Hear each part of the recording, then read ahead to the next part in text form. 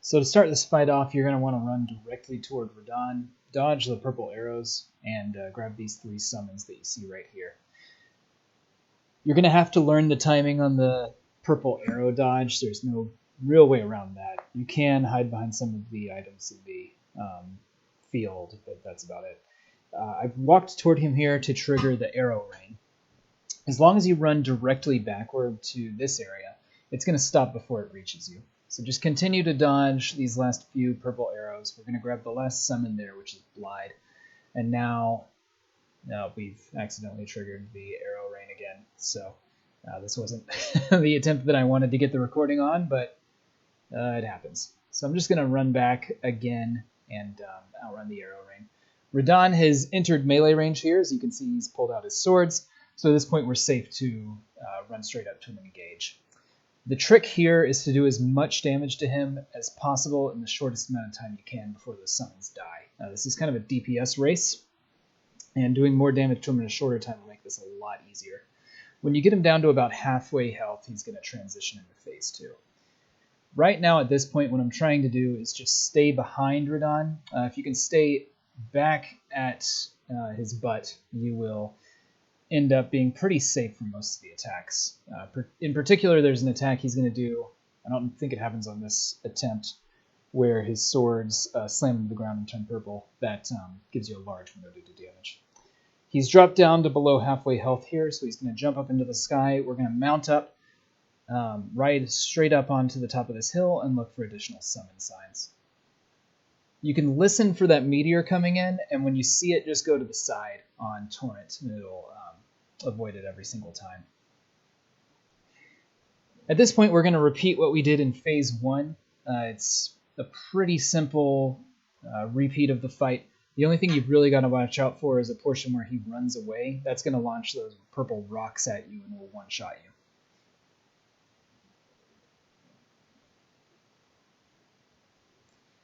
You want to fight him at the top of this hill here. If he does do that attack where he runs away and prepares to launch those purple rocks, you can go to the other side of the hill, and the rocks will run directly into the terrain and they won't damage you. He runs away here, so I go straight down to the opposite side of the hill. He also does this large leap attack at the end of shooting the rocks, but if you run away on Torrent, it won't hit you. This attack, I had not actually seen him do it against me before, but you can just block all of it. As long as you use a 100% physical block shield, you'll be able to absorb the majority of the damage that he deals with a block.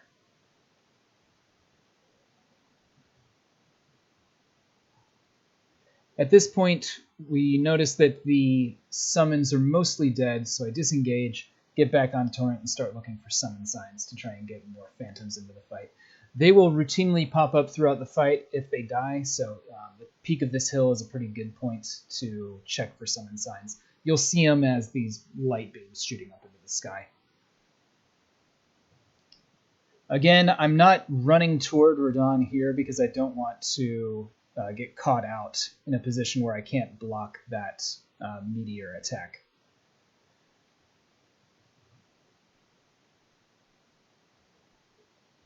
I actually didn't notice how low his health was on this attempt. And I'm just looking for additional summon signs to try and keep myself safe. That's really the best way to do this fight, is to make sure you've always got a summon available at all times and only attack Radahn when his back is turned to you.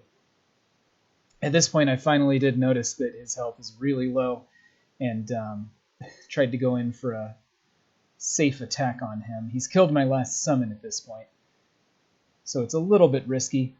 We're just going to dodge that big swing there, wait for the end of a combo, and then run in and hit him. Totally missed, but he was only one hit from death, so we finished him up nice and safe there.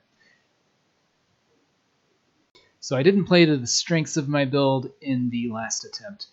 You should be able to do a lot more damage than I was doing against the boss, given a good opening to attack him. This build is how you can really cheese him if he's been pissing you off for a long time. I'm using Rotten Breath, which applies Scarlet Rot to the boss, that heavy damage over time effect. You can get it from the Church of Dragon Communion in Caelid, and Radahn is extremely weak to Scarlet Rot. It applies very quickly with a short channel duration against him. We're just going to use the same tactic as last time. Run straight in, dodging the purple arrows, wait for him to engage in melee before going for the full engagement, so we don't have to dodge the arrow rain and the shotgun arrow. Right here he's finished up a combo, and I'm feeling a little risky, so I go straight in for the heavy Rotten Breath attack. And what you'll see at this point is that you can just completely disengage. Rotten Breath is going to tick away on him. He teleported over to me, or ran over, I didn't quite see. So I just run back on Torrent. The Rotten Breath is going to tick away on him until he's reached halfway health, and we'll transition into phase 2. It'll tick a little bit more after that, and then you'll have to reapply the dot again. And you can just stay back and watch him slowly die without having to fight him and dodge or block whatsoever. So this is a really simple, extremely safe tactic that you can use.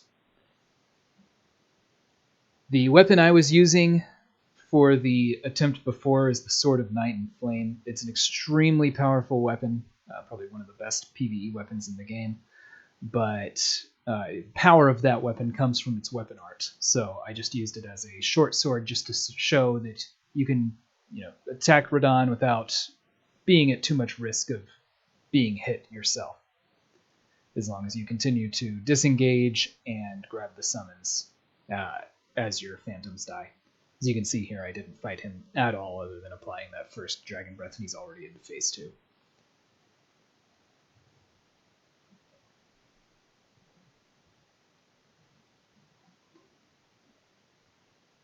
Yeah, I don't know why I just got the DS4 controller, and for some reason I hit L3 all the time on accident, so that's why I was crouched down like that. It was not intentional. We're waiting for a safe opening here to go ahead and apply Rotten Breath. He's just finished up a combo, and I hit the channel right here to get the dot on him. And we can see it's continuing to tick up again. So I'm going to wait for him to, it looks like he's aggroed onto me, do a combo, try and get out of there, grab this last summon, it looks like. And to this point, yep, I mount back up on Torrent and run back down the hill. Now again, those purple meteors are the real danger in this fight. I got lucky there. They weren't aggroed onto me. If they were, and I was caught out in the open like that, I more than likely would have died.